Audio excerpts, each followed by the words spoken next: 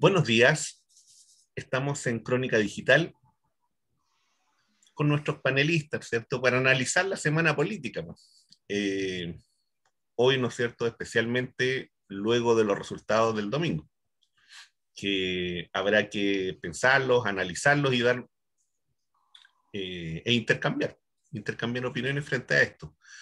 Solamente dentro de un marco general decir que votó menos gente de la que se esperaba, decir que la derecha y el gobierno obtiene un gobernador de 16 y decir también, ¿cierto?, que en la región metropolitana el resultado se presidencializa de una u otra forma y por otro lado se sacan lecturas que de repente no corresponden tanto a la realidad en la medida en que, insisto, solamente un 20% de la población asistió a votar, pero de lo que también implica, dentro de otra mirada, que los partidos políticos con representación parlamentaria, su pulsión, su capacidad de movilización y su capacidad de relación con el mundo social en este momento está llegando a eso. Y ese es un elemento sí a considerar. Hasta ahí llego. Y abro la palabra. Hola, buenos días, Juan Andrés. Buenos días, Hola, Florencia. Florencia. Buenos días. Y bueno, abro. Ya, pues. No ¿Parto sé. yo? Bueno, Sí, Ya. Yo creo que lo que tú señalas, Omar, es el elemento clave, ¿no? La muy baja participación y eso viene también desde la penúltima elección, la que fue en mayo. Ahí tampoco participó la cantidad que participó para el apruebo y yo creo que tiene que ver con esta necesidad que se ha expresado del pueblo de poder en el fondo acceder a una democracia participativa. En el fondo, ese voto de plebiscito no se traduce en una figura política, en este mecanismo institucional que es el que se quiere destituir, por algo se quiere cambiar la constitución. Y creo que en ese sentido es, en realidad, claro, es una derrota para la derecha, pero también es una derrota para el centro, porque ellos están festejando casi que como que una gran victoria. Veíamos a Carmen Frey en su discurso señalando que había triunfado casi que la gente moderada. Yo digo, ¿qué gente moderada? La de las comunas del rechazo será, ¿no? Porque el pueblo no fue a votar. Y eso es lo que hay que preguntarse, ¿qué pasa que no se moviliza a ese voto popular? ¿Y qué pasa? Yo creo que tiene que ver con que hay un castigo también muy fuerte a los partidos que firmaron el acuerdo. Hay partidos del Frente Amplio que firmaron ese acuerdo. Hay un castigo muy fuerte también a la firma, al apoyo y al aprobar todas las leyes represivas, la ley antibarricada, las leyes que hoy tienen presos a miles de mujeres y hombres y niños menores de edad, sin pruebas, producto de montajes. Entonces hay una contradicción porque por una parte, si bien efectivamente hay militantes de base del Frente Amplio que es probable, y yo los he visto, el propio abogado Jaime Fuentes, que ha estado en las cárceles y eso, pero sus máximos líderes no. O sea, Gabriel Boric aprobó la ley que tiene hoy presos a miles, aprobó el acuerdo por la paz, que no lo quería el pueblo, y eso se castiga igual, yo creo. La gente no es ingenua, la gente no va a votar porque sea floja, como lo quieren poner. Y está comprobado, cuando la gente tuvo la oportunidad de votar y que su voto realmente fuera un voto deliberante, como el voto que fue para el plebiscito, la gente fue y votó en masa. ¿Por qué ahora no? La culpa no es de la gente, no estoy de acuerdo con eso de decir son flojos, son irresponsables o ese tipo de cosas. Yo creo que hay un vínculo directo con este escenario que yo estoy reflejando y creo que la batalla ahora tiene que ser por ir a conquistar justamente ese voto popular, ese voto periférico y dejarse de estar tratando de coquetear con la concertación, porque la concertación cuando uno tiene que apoyar a sus candidatos, claro, bienvenido sea, pero ellos no van a apoyar al candidato Daniel Jadwe. No, yo lo dudo mucho, la verdad. Más después de esta alianza presidencial, como lo llamo yo, que puedo ser súper osada, porque estoy adelantándome mucho al hacer esta afirmación, pero creo que es lo que se va a producir en una eventual segunda vuelta donde pase Jasna Proboste y Daniel Jadwe. Desde el Partido Socialista hasta la UDI van a apoyar a Jasna Proboste. O sea, ellos han gobernado a través de la alternancia durante 30 años, se han puesto de acuerdo, no han tenido problemas con ponerse de acuerdo, incluso con sectores del pinochetismo, porque ahora no lo van a hacer. Eso.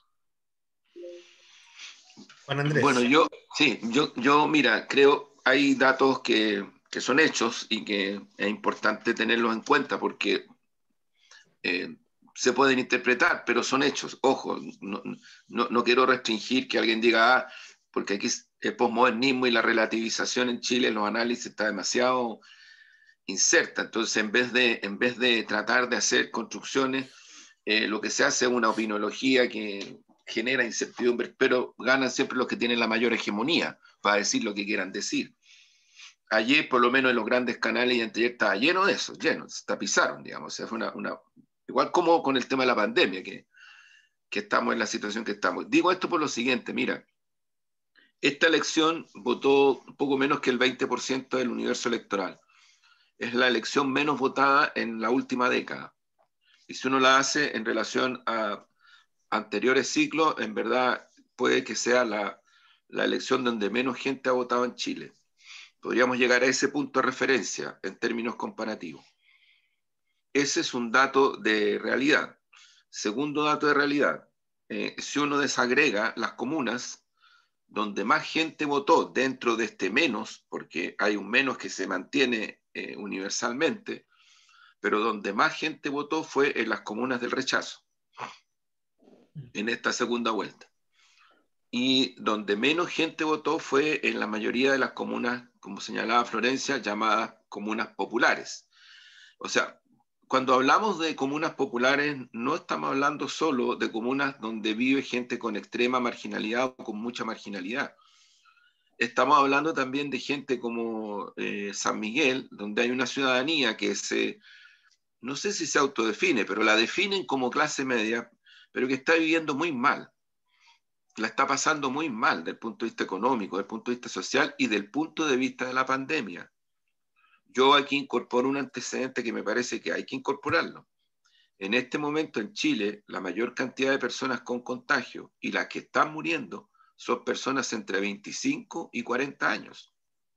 Los que estamos en la tercera edad y ya nos hemos vacunado con las 2 vacunas, aun cuando tengan 80% de efectividad, pero está funcionando de alguna manera este antecedente de que se trasladó en forma dramática tanto los contagios como las personas muertas a este rango etario.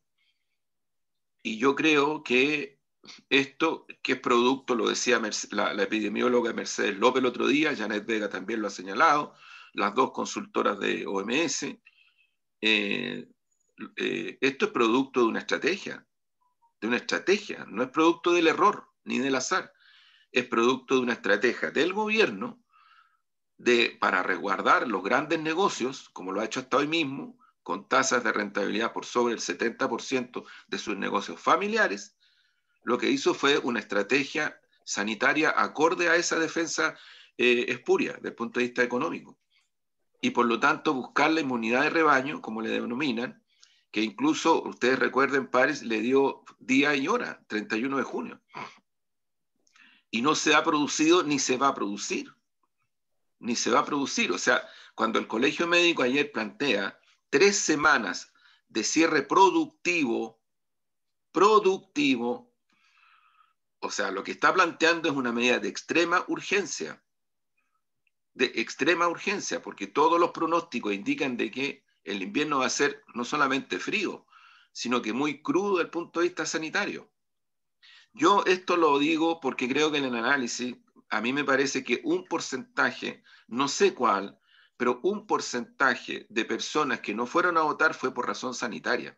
están atemorizadas y atemorizados. Están muy, muy atemorizadas y atemorizados. Además, frente a una situación de casi indefensión prácticamente completa, porque el sistema hospitalario está colapsado. O sea, ya no hay, salvo París que miente, salvo Piñera que mienten en forma descarada, salvo a los grandes medios hegemónicos que en los matinales se las acomodan para siempre relativizar y no se hacen responsables de todo lo que dicen. Si uno ve las declaraciones públicas de la mayoría de las directoras y directores de hospitales clínicos públicos y privados, ojo, están todos diciéndote lo mismo, estamos colapsados, no tenemos camas. Entonces, yo creo que ese factor incidió en la cantidad de gente que no fue a votar. Yo estoy de acuerdo también con lo que señala Florencia, de que hay un segmento muy importante de gente que simplemente no votó porque no le vieron sentido a esta elección.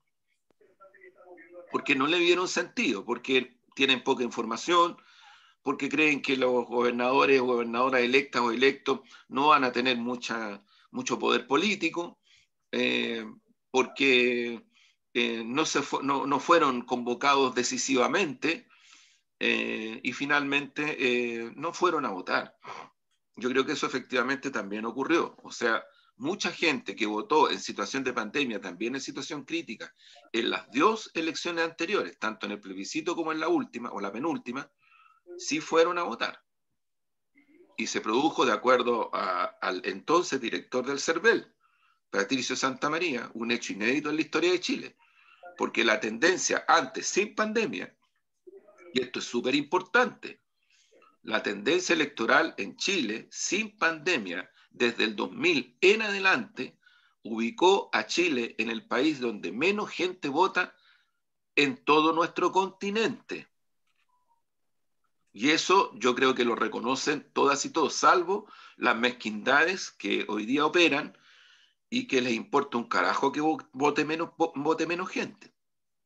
Siempre sacan la calculadora y ven que al contrario, les conviene que vote menos gente porque claro, votan los de ellos nomás. Claro, pero en este caso, Florencia, yo te diría, hay un tema que creo que en este contexto es súper importante tener presente.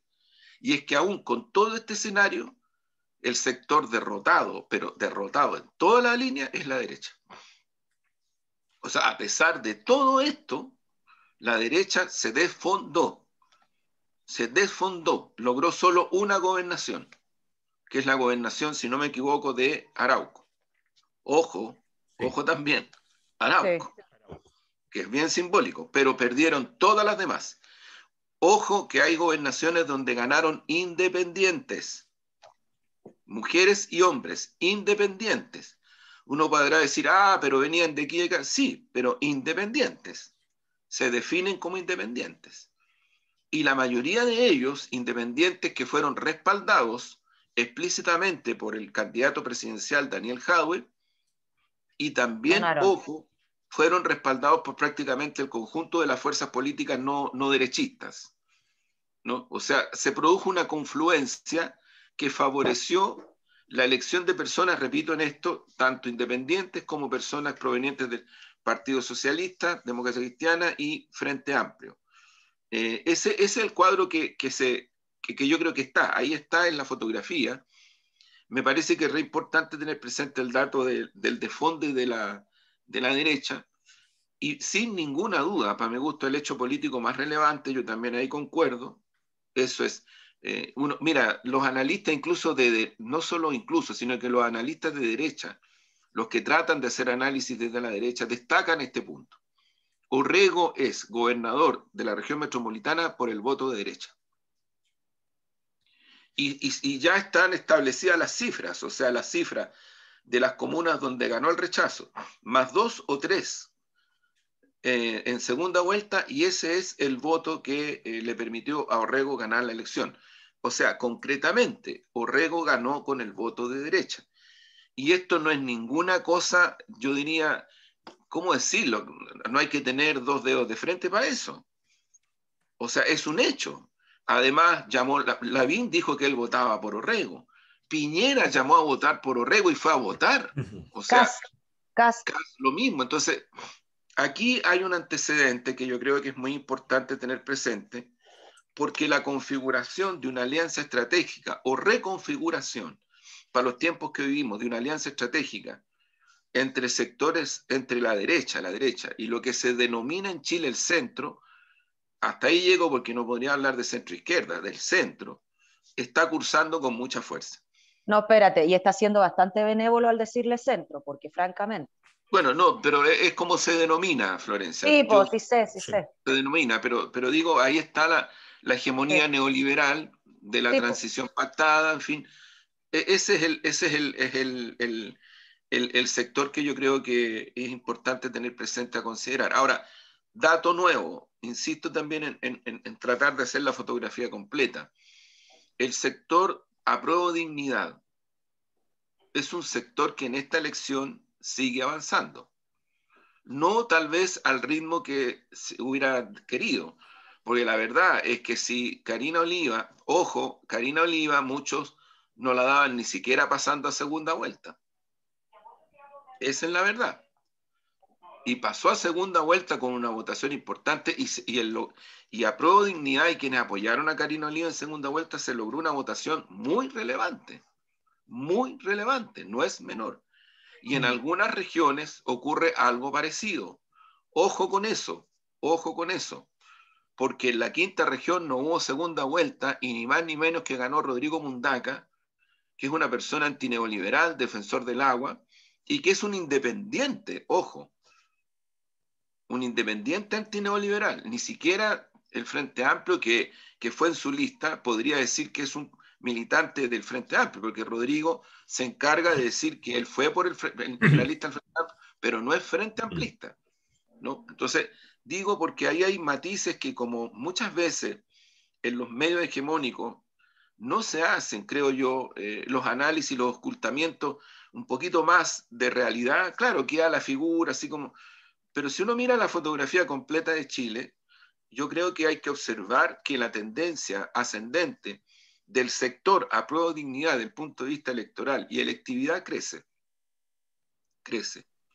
Y por tanto, la disputa que viene, tanto de parlamentarias, parlamentarios, consejeros regionales y presidencial, es una disputa absolutamente abierta, al punto que el propio Lavín vuelve a decir, claro, uno puede decir le conviene, sí, pero también yo diría que hay un dato de realidad, o sea, él lo que dice es que finalmente se va a enfrentar a Jadwe en segunda vuelta. Sí. Y también Desbordes lo está diciendo hace rato, por una razón muy sencilla, porque el costo, ojo, es una fortaleza si Yanna Proboste termina siendo la candidata de la Concertación. Es una fortaleza para ellos dentro de las debilidades que tienen, ¿no? Pero también expresa una debilidad. Y es que la candidata de ese sector o va a tener que engatusar o va a tener que explicitar las posiciones reales de sectores tremendamente neoliberales que están en la Concertación.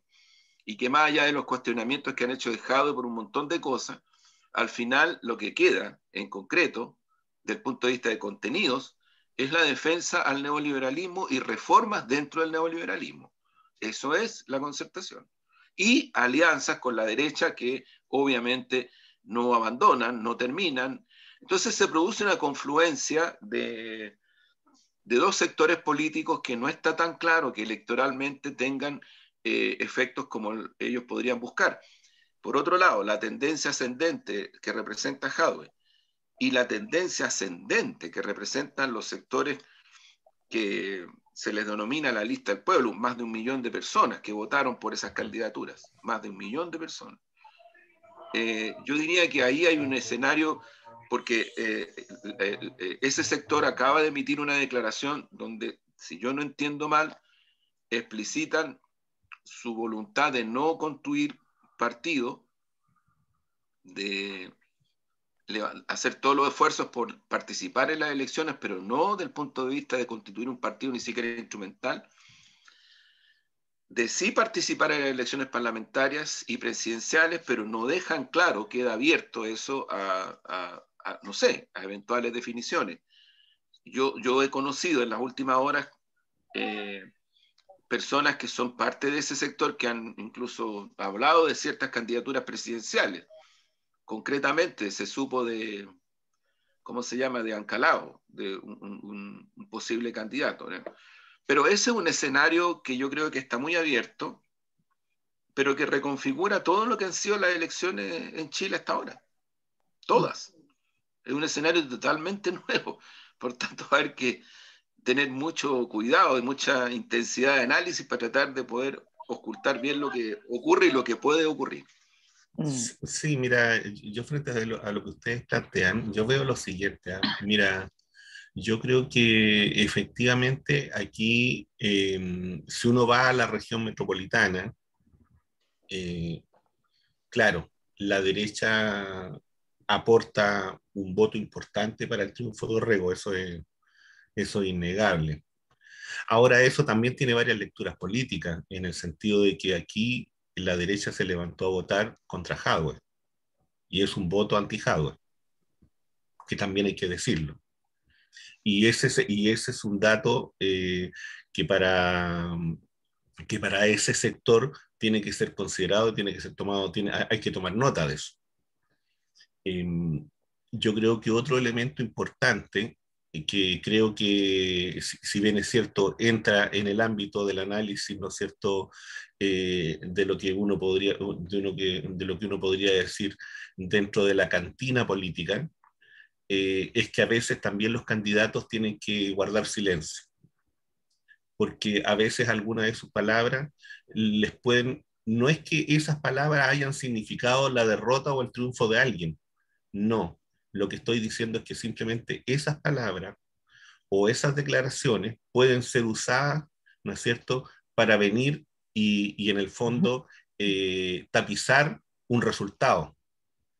Y en ese sentido yo sí creo que este periodo, que este tiempo tiene que dejar una enseñanza. Y en eso no estoy hablando solamente de Daniel, estoy hablando también de Gabriel. Estoy hablando de ambos. Creo que en eso a veces uno tiene que venir y reflexionar y morderse la lengua también. ¿A cuál te refieres, Omar? No me refiero aquí cuando Gabriel, por ejemplo, viene y dice que el voto el voto de los humanistas es innecesario, que ese millón de votos para qué. Y por cuando, un millón de votos. Claro, y cuando Gabriela, claro, por un millón de votos y cuando Daniel hace esta declaración también, ¿cierto?, de este llamado a esta firma, a este acuerdo de no sé qué, de gobernabilidad, que al otro día tiene que salir a desdecirse a bajar la intensidad de lo que dijo en un programa a las 10, 11 de la noche en un Facebook. Pero mira, hay una cosa ahí, pero, a ver. Sí, dale. Pero mira, Juan, déjame terminar. Lo que estoy diciendo es que eso no tiene ninguna incidencia. Para mí eso no tiene ninguna incidencia. No tuvo ninguna incidencia en la votación. El tema de fondo es que en una declaración X, por razones X, tú regalas un argumento a tus adversarios. Eso es lo que estoy diciendo, nada más. Comunicacionalmente le regalas un argumento a tus adversarios. Para que en el fondo... Es que ¿sabes lo que pasa? Sí. Al alero de lo que ocurre, ¿no es cierto? Porque yo creo también que en la región metropolitana, Oliva y la alianza Frente Amplio Partido Comunista saca una muy buena votación. Yo creo que sacan una muy buena votación. Tal vez el único elemento que uno podría venir y decir es que no se tuvo la capacidad de poder ampliar o de poder relacionarse con sectores donde supuestamente se podría haber mejorado esa votación. Por alguna razón que no la desconocemos. Sí, yo lo que creo, Omar, creo que la razón es súper evidente. Es súper evidente. Yo creo que el votante, a ver, mira, el votante concertacionista, no estoy solamente hablando del militante, el votante concertacionista de estos tiempos, una parte significativa es capaz de votar por la derecha, ahí se está jugando la mantención de lo que ellos consideran que es la vida política, democrática, económica de este país. No nos engañemos, no nos confundamos. O sea, cuando Escalona le habla a su partido, le está hablando al partido que él conoce y que dirige. Y que yo sepa, hasta ahora no ha habido mucha resistencia a la declaración de Escalona y a la declaración de 3 expresidentes, él y 2 más, respecto de ubicar al Partido Socialista en la historia y en el presente como un partido en los hechos neoliberales. Absolutamente. O sea, yo francamente que ahí creo que el error es creer que ahí va a haber una votación hacia un proyecto transformador. Yo también Para creo mí, que eso. ese es el error. Y es re grave el error, porque ocurre que lo que están demostrando en Chile es que eso pasa en la realidad. Pasa en la realidad, o sea, no es algo ficticio. Entonces, ¿qué es lo que pasó en la elección del domingo? Que Karina Oliva le subió su votación en segunda vuelta. Si la subió, no la bajó. Sí. Y Orrego también la subió. Pero Orrego la sube por el voto de derecha y Karina no alcanza a pillarlo y a pasarlo porque hay un votante que simplemente no va a votar y que sí antes votó. Y ese es el votante, o sea, estamos hablando de 1 millón y tanto de personas, o sea, no estamos hablando, Claro. y más tal vez, y más tal vez. O sea, esas personas, para mi gusto, son decisivas en las elecciones futuras que vienen en Chile. Sí. Yo creo que ese es el sector que Jadwe tiene que empujar Alcanzar. a votar. Sí, Porque de otra manera, ahora, distinto en segunda vuelta. Claro. Pero yo no sé, mira, lo que están demostrando todos los procesos emancipadores en nuestro continente es que si tú le concedes tratativas programáticas a los sectores neoliberales, estás liquidado.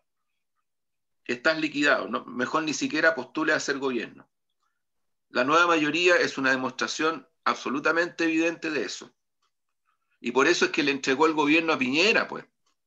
Si no se lo entregó a Guillermo ni a la Beatriz Sánchez, se lo entregó a Piñera. Sí. De eso estamos hablando. Entonces creo que ahí, para mi gusto, más bien es al revés. Creo que este sector le falta mucho más ofensiva. O sea, yo creo que cuando Jadwe habla de lo que habla, está refiriendo a cuestiones de fondo. O sea, yo creo que en Chile hay mucho descontento con el sistema político, y si no, ¿cómo se explica que el Parlamento sea la institución más desprestigiada? En todos los estudios sale como la más desprestigiada, la gente no quiere saber del Parlamento. Distinto es que en los distritos, por el clientelismo, la gente busca a los parlamentarios, eso es muy distinto. Pero no es porque quiera que en las participaciones electorales eso vaya a tener algún rédito. Entonces, no sé, yo tengo la impresión de que las tendencias electorales en Chile han cambiado mucho y creo que sigue siendo el factor determinante de lo que venga para adelante, la involucración con sectores que son los que lograron abrir el escenario político, social e institucional en Chile, que no están ni en la derecha ni en la concertación. Y yo creo que el discurso de la Carmen Frey es un discurso para, tal cual como lo dice Rego, tenemos que tenernos más autoestima, creernos el cuento de que somos más políticamente que todo el pueblo de Chile. Ese es más o menos ese es el discurso. Yo creo que en ese contexto lo anti-Jadwe puede fortalecer a Jadwe. También Allende fue objeto de un anti brutal, o sea, brutal. O sea, no es para mí nuevo eso. Lo nuevo Bueno, es comportamiento del punto de vista de cómo se va a enfrentar esa situación. Sí, Florencia.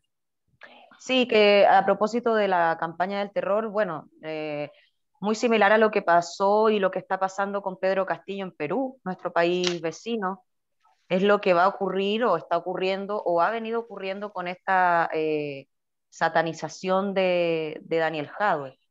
Y para ir a ese tema de Perú, realmente es preocupante. Hoy es el día 9 desde que Pedro Castillo ganó la elección y aún no se proclama. Hay varios presidentes, el de Argentina, Nicaragua, que ya han reconocido a Pedro Castillo como el presidente. Sin embargo, Keiko Fujimori ha ido en una escalada de agresión, avanzando para desconocer el resultado. Ahora quiere que se haga una auditoría pública. Ella este sábado dijo que iba a reconocer el resultado, pero siempre cuando exista una auditoría pública. Esto no es solo, no es tan simple como, bueno, hagan la auditoría y vemos qué pasa, sino que en el fondo el objetivo de ella es generar una crisis, desestabilización absoluta, para que si eventualmente Castillo alcanza, es proclamado, llega a la presidencia, además de recibir un país golpeado económicamente, políticamente y por la pandemia, reciba una crisis social profunda, que es lo que se está produciendo, porque tenemos el electorado de Keiko Fujimori en la calle, muy agresivo, manifestándose, y el electorado de Pedro Castillo también al mismo tiempo defendiendo en vigilias permanentes. El mundo rural ha ido a la ciudad para defender los votos. Al mismo tiempo, en el 21 de julio, Keiko Fujimori, la justicia se va a pronunciar respecto a ella. Es probable que tenga que ir a prisión mientras ocurre el juicio por lavado de dinero en campañas anteriores. Ese es el escenario actual. Obviamente los medios de comunicación hegemónicos apoyan esta línea de mensaje de fraude. Por suerte, hasta el momento me parece que Almagro no se ha pronunciado después de ese bochorno de lo que fue las elecciones con Bolivia, pero sin duda es un escenario muy adverso para él. Además que aunque él sea proclamado y llegue a la presidencia, la Cámara de Diputados no es favorable hacia él. Creo que tiene 42 de 150, hay como 10 bancadas diferentes, entonces creo que va a ser determinante el respaldo popular que lo tiene y cómo se articula porque ese respaldo popular con el presidente Pedro Castillo, porque sin duda es un escenario muy, muy adverso para él y para su sector. Sí, mira, yo lo que veo ahí es lo siguiente, y yo creo que, y haciendo paralelos, ¿no? Si es que se pueden hacer, que no generalmente no son tan felices.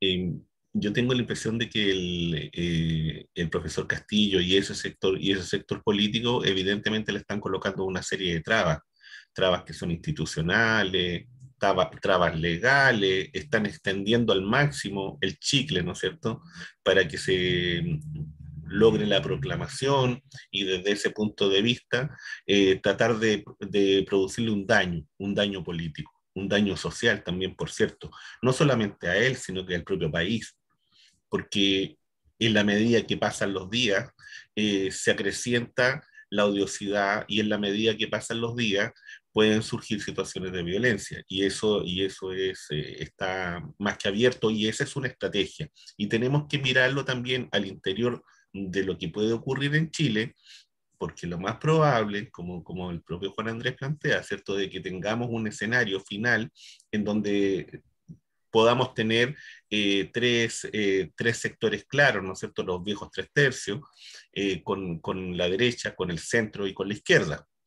Y sumado a eso, ¿no es cierto?, algún convidado o convidada de piedra que puede llegar a este escenario de primera vuelta, o más de uno incluso. Entonces, y que frente a eso, alguno de los sectores va a ser más sensible a ese tipo de irrupción, que no sabemos por dónde puede venir. En el caso peruano, ¿no es cierto?, esta irrupción viene por el lado de Pedro Castillo y esta irrupción logra concretarse y logra instalarse y logra triunfar. En el caso nuestro estamos todavía en veremos y vamos en el camino a ver qué es lo que va a ocurrir. Pero tenemos que sacar lecciones de eso, porque evidentemente esa campaña que usó la derecha en Perú, que usó la derecha en Ecuador, es lo más probable que sea la que ocupe acá en Chile, eso y más. Entonces, Sí, mira, sí, yo hago la pregunta en voz alta. ¿Quién daba a Pedro Castillo como ganador dentro de la izquierda peruana y la izquierda chilena? no, nadie, nadie. Tenemos que ser más humildes. Sí, pues, Yo creo que tenemos que ser más humildes, porque creo que Pedro Castillo no sale de la nada. no, no. No es la politización entre izquierda y élite, como han dicho uno, es en verdad una cuestión mucho más grande, mucho mayor, que tiene que ver con una rearticulación del pueblo peruano en torno a la figura de una persona que no es tampoco un aparecido. Uh-huh. Otra cosa es que no lo conozcamos en Chile, o que la élite en Chile lo quiera desconocer.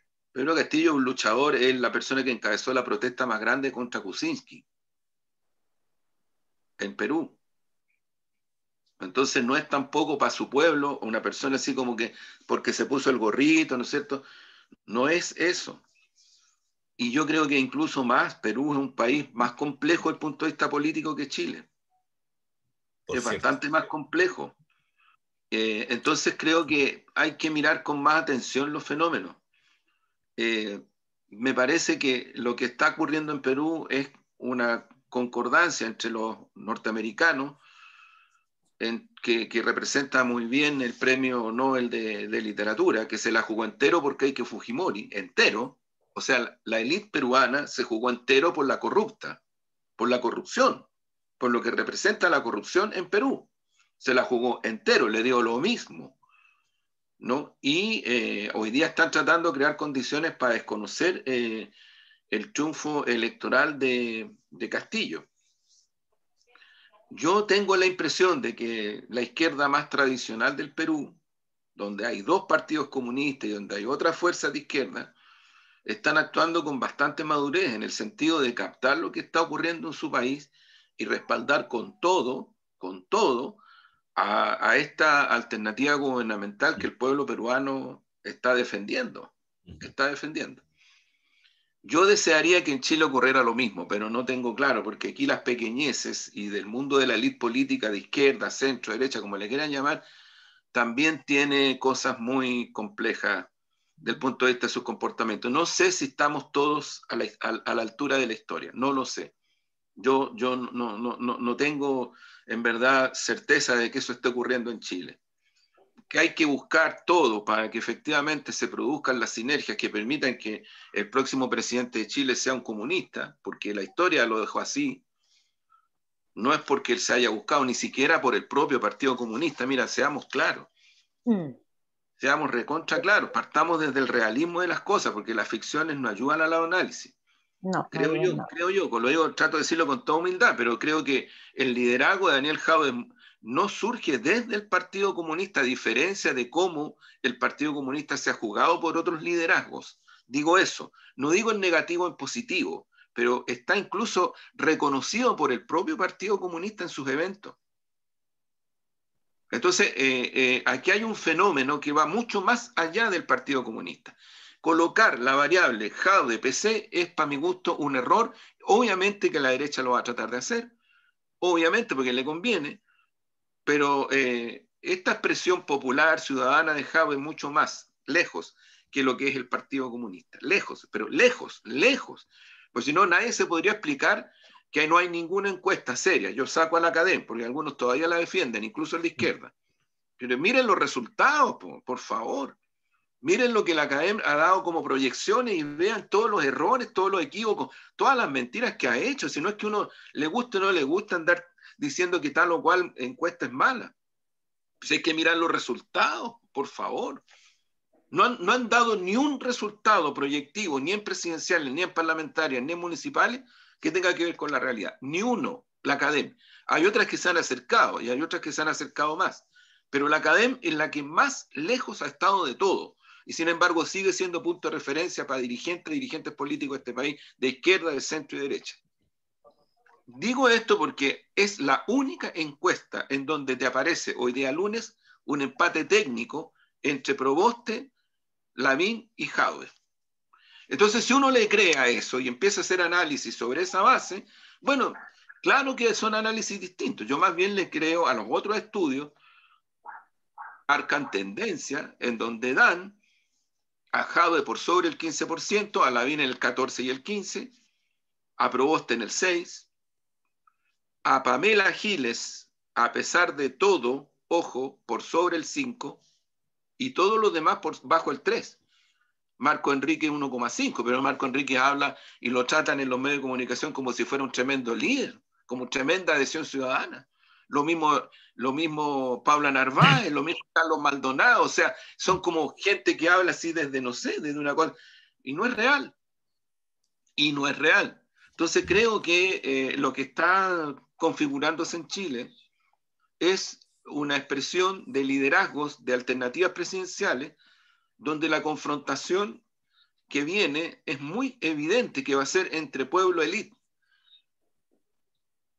Y yo lo que creo es que, no sé, uno como deseo, como necesidad, como correlación, es que los sectores que nos sentimos más identificados en la amplia y ancha manga del pueblo, actuemos para buscar convergencias y no diferencias. porque creo que ese es el camino que yo concuerdo ahí en esa parte con Omar, que va a buscar la derecha. A la derecha le conviene más de una, dos o tres alternativas de izquierda, obviamente. Obvio. Le Claro. Pero si conviene ellos ya están cuadrados, ellos ya se Proboste, unieron, yo creo que ya tienen lista su cuestión. a Proboste también le conviene ese escenario, obviamente. Obvio, po. Por supuesto. Eso es Lo lo que único estoy que no les diciendo. conviene ese escenario es a estos sectores. Yo creo que hay que valorar la madurez con todo, que ha tenido a Pro Dignidad de conformar una primaria en Sí, donde va a sí. salir un solo candidato. Y eso va a Lo, ocurrir en pocas semanas más y vas a tener un solo candidato. Yo creo que va a ser Jadwe y vas a tener al Frente Amplio, a Chile Digno Verde Soberano, a movimientos sociales e independientes con una sola candidatura presidencial. Y eso es un factor altamente positivo para el curso de los acontecimientos. Porque creo que por el otro lado va a levantarse la candidatura de Proboste y se va a levantar la candidatura de derecha. Recuerden ustedes que la derecha también tiene primarias. Si el único sector que no va a primaria es la Concertación, porque ellos no quisieron ir a primarias. Ojo, porque yo tengo el papelito y lo voy a guardar para la historia. Que en este mismo lugar donde estoy se acordó con el Partido Socialista, estando presentes en esa reunión vía Zoom, el secretario general del Partido Socialista y representantes de todas las tendencias del Partido Socialista, en donde lo que se acordaba era que nos íbamos a la sede de RD para firmar el acuerdo administrativo en donde se incorporaba las candidaturas de Narváez, de Jadwe y de Boris. Ese fue el acuerdo. pero ellos llegaron con sus amigos Yo a esto la se lo he dicho, fiesta. claro, yo esto se lo he dicho a varios medios. ¿Tú crees que alguno lo ha publicado? No, porque es mejor que se les conviene más construir mentiras y que el PC le dio un portonazo a Paula Narváez, en fin, empieza toda una chimuchina grotesca finalmente, pero la realidad es esa, o sea, la realidad es que la primaria que se va a producir en los próximos días y semanas podría haber sido perfectamente una primaria entre Paula Narváez, entre Daniel Jadwe y Gabriel Boric. Piensen ustedes el efecto que habría tenido eso, porque yo no tengo casi ninguna duda que esa primaria igual, creo yo, la gana, no es que todas las cosas se den por ganadas, pero yo creo que la gana Jadwe. Y eso habría implicado que el Partido Socialista tendría que haber reconocido que su candidato Ya, y presidencial... eso iba a pasar, por favor. No, pero No, Florencia, bueno, pero por algo eso no no iba a fueron pasar. por algo Por algo no fue, fueron a la Claro. porque primaria. tiene que ver Eso con es lo lo que tú estás diciendo. En el fondo se decanta que son un partido que no está dispuesto a romper con sus lazos neoliberales construidos de 30 décadas con Estados Unidos y su aliado europeo. Eso no va a pasar en miren, un minuto. es que la historia se hace con situaciones concretas. Les quiero leer, porque esto no está dicho en ninguna parte, pero es conocido, ¿eh? No es un secretismo. Presidente, porque esto además se entregó en el CERVEL, porque se esperaba que llegara Paula Narváez. Los presidentes de los partidos y organizaciones sociales que suscriben con fecha 19 de mayo del 2021 resuelven: 1. Suscribir un pacto de primarias presidenciales entre los candidatos Gabriel Boric, Daniel Jadwe y Paula Narváez. 2. Nos comprometemos a empujar un programa común de transformaciones profundas antineoliberales, feminista, ecologista y popular, con respeto irrestricto a los derechos humanos, mediante la conformación de mayorías políticas y sociales, para la construcción de un Estado plurinacional y multicultural. 3. Nos comprometemos a empujar una alianza popular y ciudadana que desborde los partidos políticos y permita viabilizar las transformaciones que Chile requiere junto a independientes y organizaciones sociales. Ese es el acuerdo. Este es el acuerdo que nos firmaron. Entonces, esos registros históricos son importantes porque finalmente lo que creo yo que primó es que no solamente en el PS, sino que en la concertación se estabiliza la direccionalidad neoliberal. Eso es. Sí, Sí, mira, pues. yo creo que efectivamente lo que pasa en Chile, lo que pasa en Chile, ¿cierto? Es que se produce una decisión de estos sectores de salir a la defensa de un modelo que además viene en picada. Sí, yo creo que ahí la lectura de ellos es tremendamente, desde mi punto de vista, ¿no? Es muy errada porque no va acorde a los tiempos. Si hay algo que no está ocurriendo a nivel internacional, es exactamente la defensa del modelo neoliberal.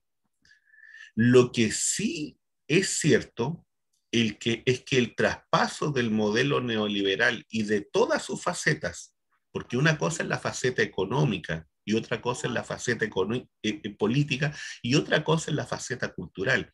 ¿Y por qué digo esto? Porque el día viernes, ¿no es cierto?, mientras se decretaba este cierre de la región metropolitana, los malls estaban llenos. Y entonces, ¿qué es lo que pasa? Que nosotros estamos en esta contradicción, vivimos esta contradicción, ¿no es cierto?, que es este cambio de época. Y en este cambio de época, ¿no es cierto?, que es de esta disputa que es cultural, se producen estas situaciones en donde todavía tú tienes un porcentaje importante de la ciudadanía que todavía se entiende como consumidor y todavía va a entender la política como un ejercicio de consumo, más allá de que va apareciendo un sector importante que no le va dando cabida a eso, pero es un proceso. Y en este proceso y en esta energía, ¿cierto? Vamos a ver cómo se va canalizando. Pero no es una cuestión de blanco y negro, no es una cosa que tú puedas decir de un día para otro que esto es y esto otro no es. Pero asimismo, yo creo que hay dos palabras que en este momento están en absoluta caída, que es gobernanza y que es administración, que son dos palabras claves del ejercicio político neoliberal. ¿Y por qué digo eso? Porque en el fondo la construcción política que va a surgir y que está surgiendo de otros lugares, tiene que ver con el sentido del servicio público, del servidor público. Insisto en la puesta en valor de ese concepto, porque el servidor público se debe a los sectores que lo eligen y que es muy distinto al ejercicio de estar en un espacio donde tú ejerces una, entre comillas, en una esfera, una especie de gobernanza, que no es más, ¿no es cierto?, que un ejercicio administrativo de mantener lo que existe. No es más que eso. Y por tanto es tremendamente procedimental. Tú defiendes, ¿no es cierto?, y te aferras a los procedimientos. Y eso es lo que está ocurriendo hoy día con la vieja concertación, cuando viene y dice, ¿no es cierto?, nosotros firmamos este acuerdo procedimental, lógica neoliberal de la democracia. No van al espíritu, no van al sentido último de lo que significa escoger una convención constitucional y que esa convención tenga su propio derecho de autorregirse. Eso es lo que hoy día está en disputa, y eso es lo que está en disputa no solo en Chile, sino que en toda la región y a nivel mundial también. Y hoy día lo que va en caída libre es eso. Y hoy día tenemos nosotros a estos personajes, ¿no es cierto?, que están viviendo todavía, insisto, están viviendo en el consenso de Washington que no existe. Y lo voy a repetir nuevamente, están viviendo un país y están viviendo una situación internacional que ya no existe. Bueno, a propósito de eso que tú dices, Omar, este miércoles se van a reunir Putin y Biden en Ginebra. Y creo que a propósito de lo que tú señalabas, Biden no va en ese tono prepotente y arrogante hacia Rusia por un factor bien determinante y clave, que es que finalmente Putin pudo concluir esto de el proyecto Nord Stream 2, que es enviar gas a toda Europa desde Rusia, que es lo más lógico que no lo haga Estados Unidos y que lo haga Rusia, un país que es parte de Europa también.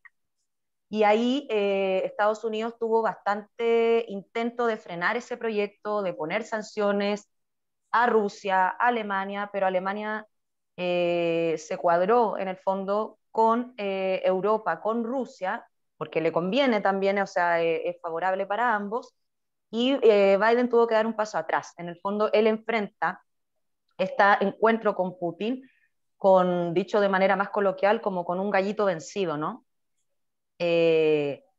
Hay que entender que ya esto no es un mundo unipolar. Yo diría que no, tampoco estamos en una transición a nada, ya estamos en un mundo tripolar, si tú quieres, donde los actores principales son China, Rusia y Estados Unidos. Y ese triángulo debe resolver finalmente las grandes controversias, porque si bien hay otras potencias emergentes, no sé, la India, pero todavía no alcanzan a posicionarse como lo ha hecho China y Rusia, ¿no? Esta alianza estratégica tan determinante y que cambia el paradigma a lo que fue anteriormente la Guerra Fría.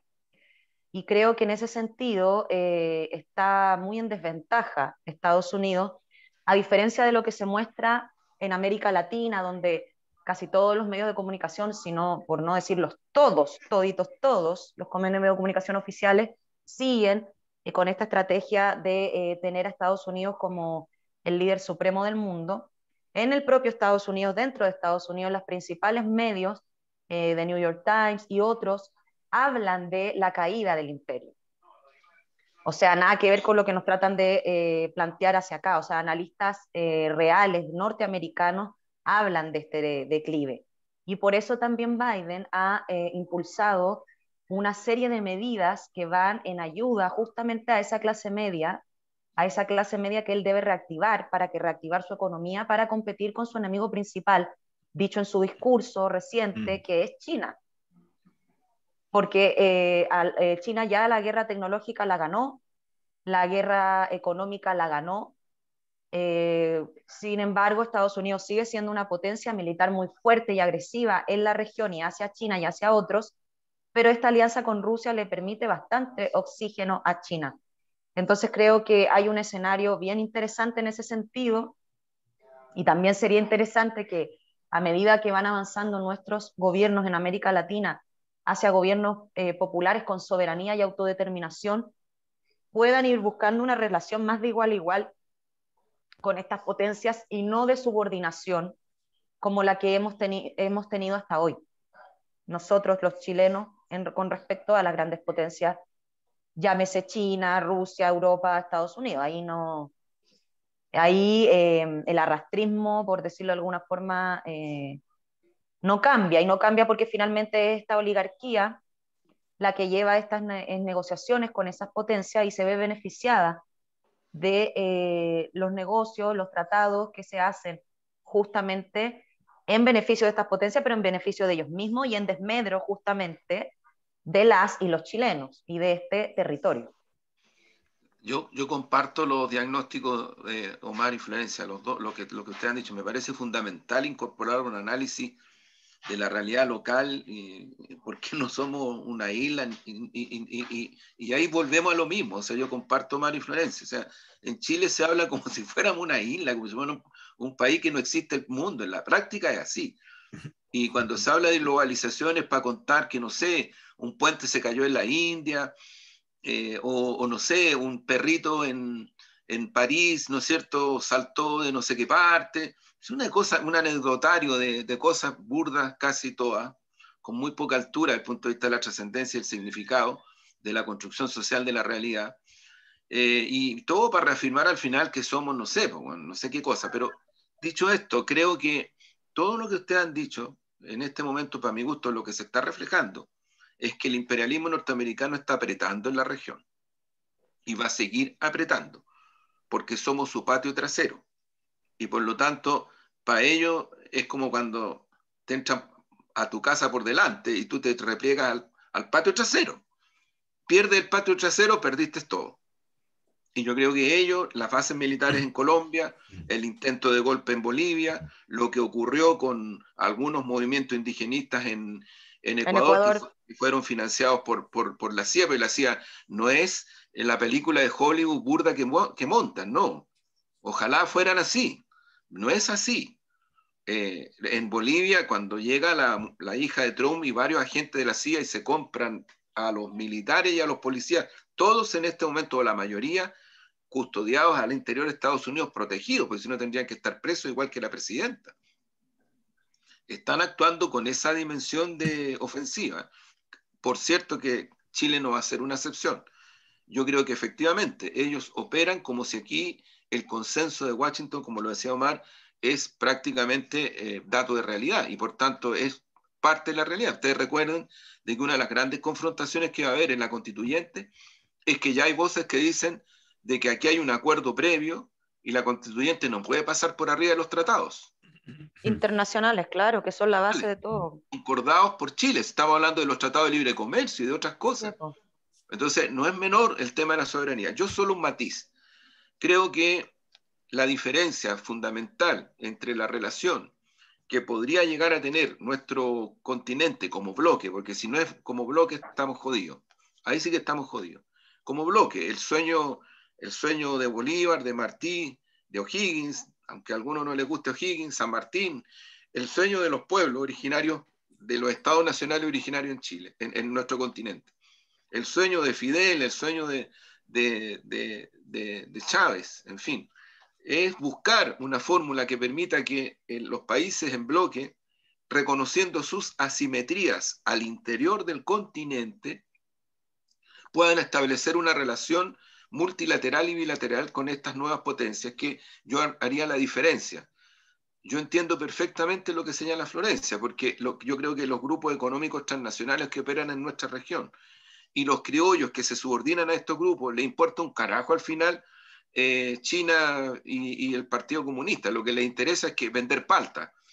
Lo que les interesa es sacar bien los negocios que tienen con la madera. Eso es lo que le interesa. ¿No?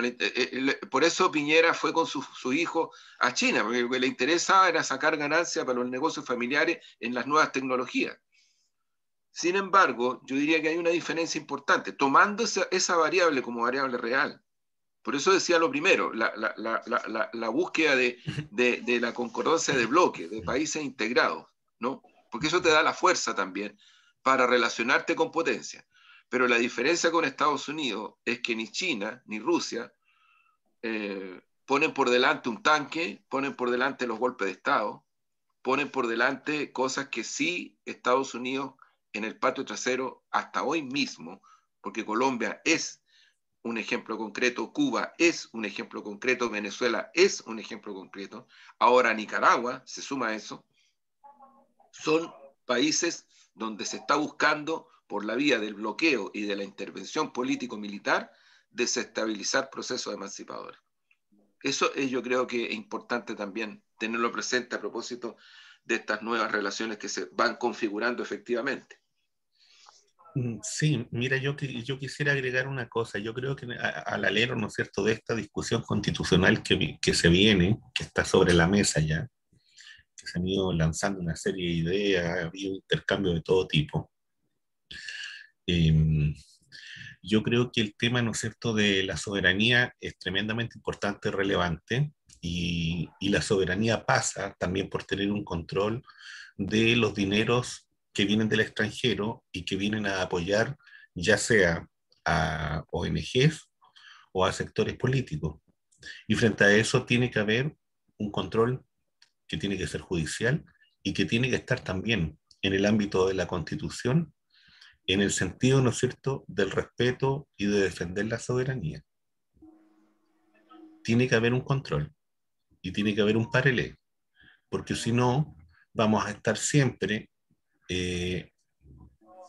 al acecho de una serie, ¿no es cierto?, de fundaciones y qué sé yo, y todo tipo de organizaciones que no hacen más que intervenir en la política interior. Y eso nosotros tenemos que colocar sus limitaciones. Y esa es una labor, bueno, que tendrán que tomar, yo lo dejo abierto, eh, quienes están hoy día, ¿no es cierto?, en su labor y que van a comenzar su labor constituyente. Porque creo que ese es un elemento central. Si nosotros no somos capaces de colocar un paralelo a eso, va a ser muy difícil. Fíjese la situación que está viviendo en este momento México. Por ejemplo, donde México, ¿no es cierto?, ONG, y sectores, ¿no es cierto?, ligados a los dineros norteamericanos, y que eso está prohibido incluso dentro de la legislación mexicana, lo están haciendo. Y en Estados Unidos eso es, y eso es en Estados Unidos, por ejemplo, es imposible, porque si a ti te descubren con una cosa así, te acusan de agente exterior. Punto. Y eso ocurre en muchos otros países. Bueno, en Chile yo creo que hay que hacer un rastreado en relación con eso. Y muy serio. Y muy serio. Claro, ahora yo estoy de acuerdo, Mar. Mira, si en eso Chile como laboratorio del neoliberalismo y del capitalismo salvaje, con esta transición, por eso es que el tema que ustedes han planteado, el tema es muy, muy gravitante, porque en esencia lo que va a defender la concertación y la derecha es esto. Esto es lo que va a defender a troche y moche. Y ahí viene una situación muy, muy profunda, que solo se puede superar con correlación de fuerzas políticas, electoral, en lucha, como lo han hecho todos los pueblos. Y mira, yo siento que, no sé, de repente Bolivia vivió recientemente un golpe. Intentaron matar a Evo Morales. Esa es la realidad. Y si no es por la protección que le dan países y gobiernos y presidentes que pusieron todo para evitar aquello, como el presidente de Argentina, el presidente de México, De México. de Cuba, de Venezuela, no así el de Chile, no así el de Colombia. La OEA tratando de perseguir hasta el final a Evo Morales. Esa es la radicalización que pone el imperialismo norteamericano en nuestra región. Yo francamente creo que cuando aquí en Chile se habla de gobernanza, para evitar eso, en el fondo lo que se está diciendo, ustedes no tienen derecho a la transformación. Ustedes no tienen derecho a plantearse un tipo de soberanía que va a afectar los intereses de las transnacionales que operan en nuestro país. Entonces, yo no sé si ante eso bajamos de nuevo la cabeza. Yo creo que no. Yo creo que es al revés. Yo creo que llegó la hora de plantearse la lucha por la soberanía en todos los planos. Y no es un problema de radicalismo ni de ultraizquierdismo, no tiene nada que ver con eso, es que simplemente tiene que ver con algo que yo creo que en el estallido popular, en la revuelta obrera, en fin, quedó más que claro. O sea, en Chile el descontento social, la frustración por el sistema de vida que existe en este país es mucho más grande de lo que toda la élite, que los medios hegemónicos en su mayoría, yo concuerdo en eso con Florencia, creen que existe. Yo muchas veces, yo prácticamente participé en el primer café casi 5 años.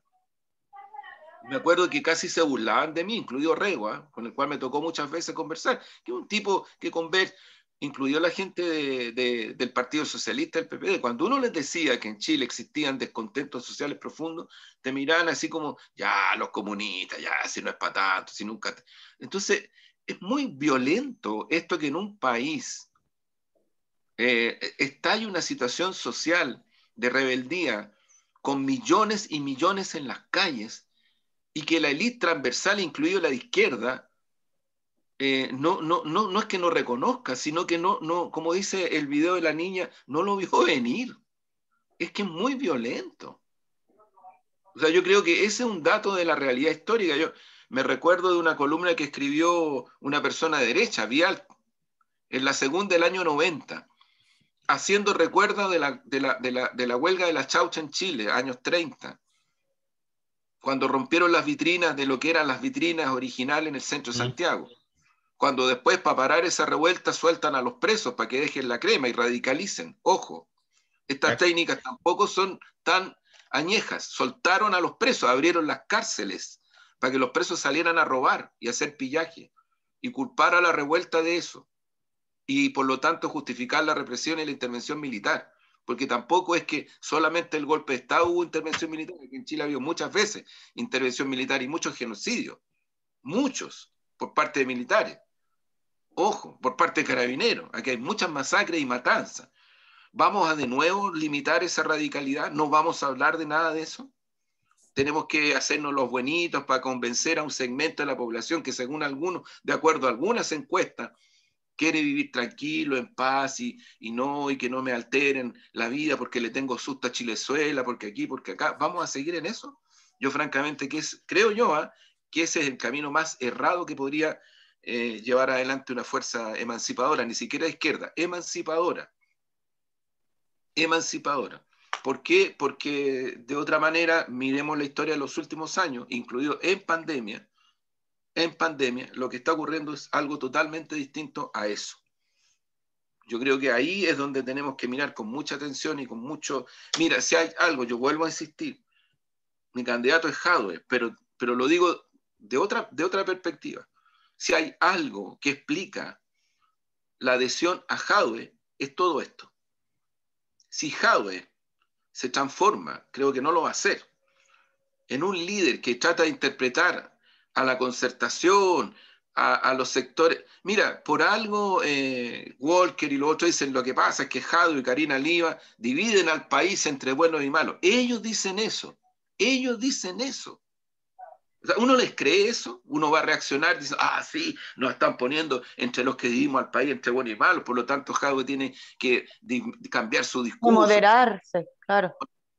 ¿Me entiendes? Yo creo que ahí hay un tema de fondo, sustantivo, que creo que, mira, la constituyente dejó varias elecciones, algunas nadie las quiere decir. No fue electo ningún dirigente social, ni sindical, ni uno. La actual presidenta de la CUT fue candidata constituyente en Iquique, presidenta de Ajunji, y no fue electa. La presidenta de la CUT anterior, nuestra querida compañera, Bárbara Figueroa, no fue electa. Aguilar, expresidente del Colegio de Profesores, no fue electo. Mesina, líder del movimiento No Más AFP, no fue electo.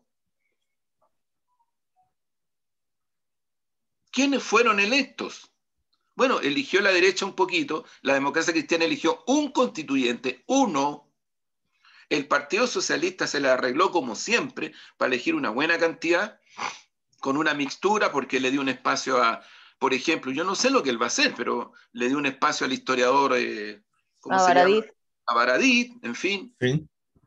Dio otro espacio, pero si tú miras una correlación entre lo que es Apruebo Dignidad y la gente que fue electa en la lista del pueblo, más independientes que están por la emancipación, tú tienes una correlación que, como dijo Stingo, y le encuentro toda la razón, cuando se enfrentan un panel con gente de derecha y la concertación, con constituyentes. Ojalá esa madurez, esa sencillez para decir las cosas primara, porque Stingo dijo una verdad absoluta que no sé si se va a realizar, pero dijo una verdad absoluta, dijo, cuando le responde a los tipos y a las tipas de derecha, si ustedes no nos pidan a nosotros ponernos de acuerdo con ustedes, si ese no es el tema. Nosotras y nosotros nos tenemos que poner de acuerdo, y se hace referencia a las constituyentes y a los constituyentes antineoliberales, y después vamos a votar y ustedes van a tener que aceptar esa votación. O sea, yo creo que es factible que entre la Apruebo Dignidad y la lista del pueblo, por ejemplo, haya acuerdo para caracterizar lo que va a ser la nueva constitución respecto de los pueblos, de los primeros pueblos. Si se logra ese acuerdo y se vota, queda en minoría la concertación y la derecha en la constituyente. Y vamos a ver ahí qué hacen las candidaturas o los constituyentes que fueron electas y electos por la lista de la concertación. Vamos a ver qué hacen ahí. ¿Qué hacen? Porque ahí va a estar la raya definitiva. Siempre y cuando se produzca esta sinergia que señalaba Daniel Stingo, que yo la comparto absolutamente. Porque si no se produce y empieza este bamboleo de toma de posiciones y busquemos el acuerdo nacional y pongámonos todos de acuerdo, yo creo que va a ser una gran frustración para el pueblo chileno. Cuidado con esa parte también. Puede ser una No, ninguna gran frustración. Ahí la gente se va a tirar para la calle y hasta ahí nomás llegó la convención, yo creo. Porque si hay una esperanza en esa convención es para que las cosas cambien de verdad. Sí, mira, fíjate que en una conversación, una entrevista que fue la semana pasada con esta chica, con Alondra Carrillo, ella planteaba ahí, y a mí me parece que dos, tres cosas que son bien importantes. Una que desde el punto de vista de lo que ella representa, de lo que representa en su grupo del 8M, este colectivo, ¿cierto?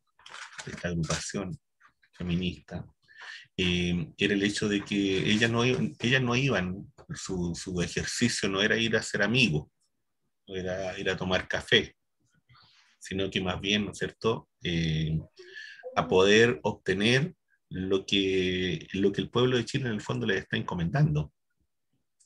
Y lo que ellas también llevaban, ¿no es cierto?, y llevan como elementos centrales de su propuesta desde el mundo feminista. Y eso a mí me parece que es bien, bien importante que se plantee así, porque eso significa, ¿no es cierto?, que este proceso, entre comillas, de gobernanza, de amistad, de este curso, de esta idea, ¿no es cierto?, de los compañeros de curso que van a hacer más o menos lo mismo, se rompe, porque es un sector social que va a un objetivo muy claro, a transformar la Constitución del 80 y a generar otro espacio político. Y creo que eso es valorable. El hecho de que estos 33, 34 constituyentes hayan puesto el tema de los presos políticos, hayan puesto Sí, el tema, hayan puesto, ¿no duda. es cierto?, el tema de exigencias sociales como elementos básicos, ¿no es cierto?, desde dónde partir y de dónde construir un diálogo, también eso te habla de una señal que es relevante y que creo que son elementos eh, para poder construir acuerdos y para poder, en el fondo, abrir una conversación con otros constituyentes de otros sectores, ya sea en el Frente Amplio, el Partido Comunista, qué sé yo, y otro tipo de independientes. Yo creo que desde esa perspectiva hay una buena, desde mi punto de vista, hay un buen ambiente. Eh, Dentro de una serie de peligros que ya lo sabemos, que están ahí, que es el palacete donde los quieren incluir y tener, ¿cierto? Estos círculos, ¿no es cierto?, de protección y todo este tipo de cosas en donde la derecha y la élite y el Partido del Orden acostumbra a jugar y acostumbra a llevar, ¿no es cierto?, a su escenario, a ese escenario de luces, de cafecitos, de galletas, de buena comida, qué sé yo. Y ahí tendrán que ver estos sectores, ¿cierto?, cómo se comportan y en definitiva que no olviden su compromiso central. Eso, les dejo 30 segundos a cada uno, porque estamos en la hora. Ya, tú primero. No, yo no, yo espero el poema. No Ah, quiero ya, hablar yo más. una vez más pido la libertad de las y los prisioneros políticos. Este viernes se condenó a Giordano Santander hace poco porque está acusado por un PDI de ánimo homicida. Esa es la única prueba, no hay pruebas. Em, y se está tratando de que se anule esa condena.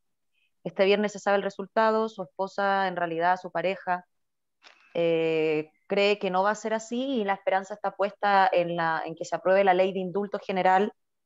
Entonces creo que ahí, además de todo lo que hemos conversado, hay que hacer mucha fuerza y presión, porque si no estaríamos repitiendo el mismo escenario de los 90. Transición con negociado de derechos humanos de por medio. Ok. Estoy de Bueno, acuerdo. hay un poemita que se llama Una granada. Parto con una cita. La vida paga sus cuentas con tu sangre y tú sigues creyendo que eres un ruiseñor. Roque Dalton. Y si la poesía fuera una granada cuya espoleta se encuentra en mal estado, detonando entre tus manos y tuvieras que ahogar tu grito mientras tus oídos zumban, sangran por la fuerza expansiva de las palabras, y si la poesía no tuviera otra posibilidad que ser esquirla para abrirse paso en una situación desesperada, la poesía no es una granada. Está bueno, Muy bonito. buena, buenísima. Muy bien. Así que eso pues, y nos vemos la próxima semana. Vemos la próxima semana. Obviamente, cursan muchas noticias, el mundo sigue rodando, Chile sigue funcionando y nosotros a la vida real y a encontrarnos nuevamente dentro de la virtualidad y analizar, ¿no es cierto?, lo que está ocurriendo en Chile. Y Muy bueno, bien. invitar a la gente, no se olviden, al Café de Crónica Digital, Matucana, con Huérfanos. Muy Un bien. abrazo para ustedes, que estén bien. Chao, chao. Abrazo. Chao, chao.